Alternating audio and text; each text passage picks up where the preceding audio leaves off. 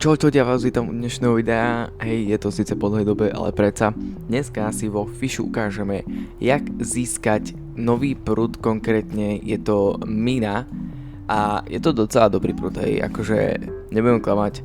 Síce nejaké staty má fakt špatné, to môžete vidieť, ale reálne s tým môžete mať 100% catch rate, len vďaka tomu, že na to dáte ešte enchant invisible alebo také niečo. Takže ja vám idem teraz ukázať, ako získať a snáď vám to nejako pomôže. Ako prvé sa musíme dostať do Desolate. Na tento prúd budete musieť zomrieť 25 krát na akoby minu, čo sa tu nachádzajú, hej.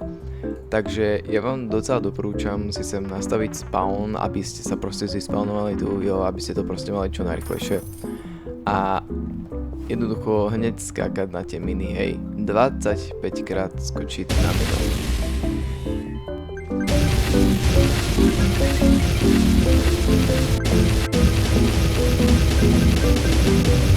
Tak ja tu farmím miny a ono ma to proste prdne senkať. Ja absolútne netuším, kde som. Kámo, tak tu je taká tma jak ja som to nič nevidel. OK, kámo, tu máme konečne ten prúd.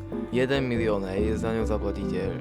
The Boom Ball. Je to veľmi zaujímavý prúd, I guess.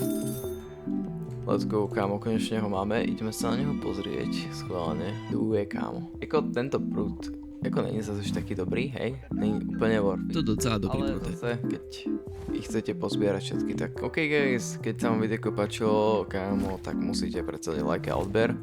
A budeme sa vidieť u ďalšieho videjka. Zatiaľ sa držte. Zatiaľ, čus.